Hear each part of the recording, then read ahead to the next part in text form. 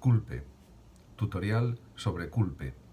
Osvaldo Culpe, 1862-1915, provenía del campo de la psicología, a la que dedicó importantes obras: Principios de Psicología, 1893, Psicología y Medicina, 1912.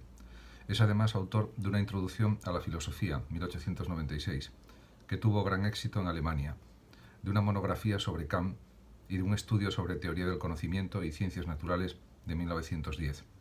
Pero su obra más notable es la que se titula La realización, cuyo primer volumen se publicó en 1912 y los otros dos póstumamente en 1920 por Augusto Messer. En esta obra es evidente la influencia de la primera fase realista del pensamiento de Husserl.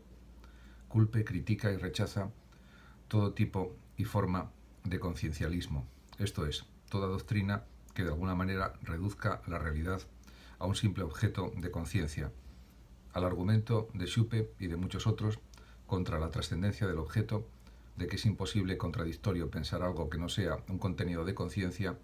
Culpe responde que pensar algo y tenerlo pensado en la conciencia no son la misma cosa. El objeto pensado se ofrece o se manifiesta al pensamiento precisamente en su independencia del pensamiento mismo. Esto es, de manera que su origen y su comportamiento, sus propiedades y sus cambios son independientes de todo influjo que el pensamiento pueda ejercer sobre ellos. Esto es verdad no solamente para los objetos pertenecientes al mundo externo, sino también para los objetos ideales, como por ejemplo los de las matemáticas, los cuales, como Husserl ha mostrado, presentan caracteres y relaciones entre los cuales el pensamiento no actúa. Por otra parte, la prueba más segura de la independencia de los objetos del pensamiento es el mismo principio de identidad, el cual permite admitir la identidad del objeto independientemente de la multiplicidad de las mismas operaciones lógicas, juicios, razonamientos, demostraciones, etc., que conducen a reconocerla.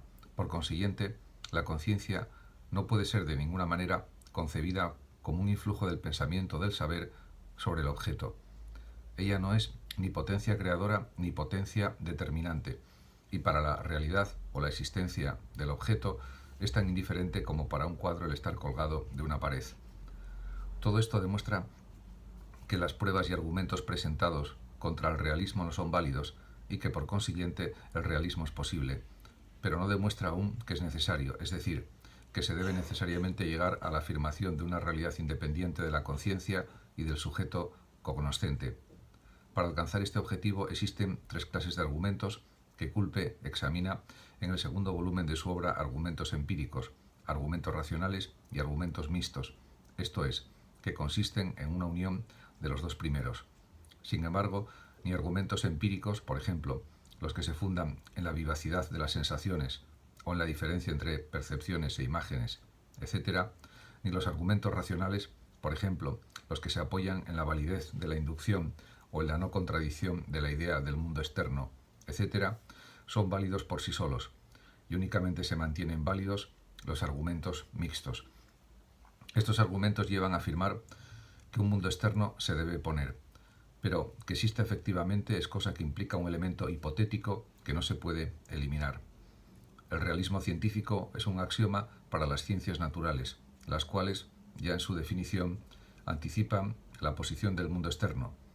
Es un teorema para la consideración gnoseológica, que puede fundarlo suficientemente en supuestos empíricos y racionales, y es una hipótesis en cuanto se admite que la posición de un mundo externo expresa una realidad existente de esta clase.